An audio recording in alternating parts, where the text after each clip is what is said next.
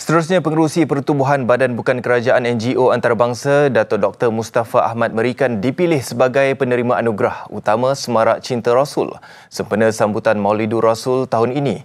Bergerak secara solo dalam misi kemanusiaannya selama 22 tahun, anak kelahiran Terengganu itu pernah menerima anugerah tokoh NGO antarabangsa daripada Perdana Menteri Kemboja dan Kerajaan Arab Saudi. Kepada Allah SWT. Pengiktirafan diberikan atas keprihatinan beliau dalam menyalurkan bantuan kepada rakyat di negara terbabit. Antara sumbangannya sepanjang bergerak aktif dalam program kebajikan di Kemboja termasuk pembinaan masjid, surau, sekolah agama, perkuburan Islam dan membina beberapa perigi sebagai sumber air bersih untuk kegunaan awam. Benar apa dia katakan. Pada waktu itu saya tengok air minuman yang agak sukar yang diperolehi. Begitu juga dengan naskah Al-Quran tu jenis photostat, tidak ada yang asli, sejadah pun suka dapat, masjid begitu usan dan uzur. Maka saya terpanggil untuk mengumpul dana bagi tujuan membantu.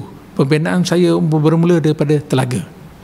Walaupun saya membantu perkampungan Islam, dalam masa yang sama perkampungan yang bukan Islam yang memohon bantuan juga turut dibantu.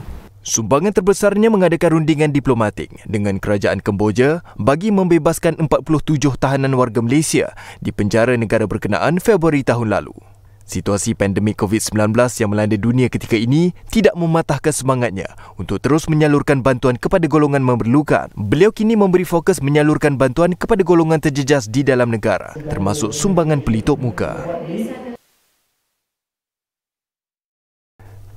Sementara itu, 6 tokoh lain turut diumumkan sebagai penerima bagi anugerah khas Semarak Cinta Rasul tahun ini. Penerima anugerah khas itu termasuk guru orang kurang upaya OKU cacat penglihatan Zakaria Yahya 53 tahun dari Sekolah Menengah Kebangsaan SMK Pendidikan Khas Tapak Ibu Negara. Antara sumbangannya membuat penyelidikan dalam Al-Quran Braille.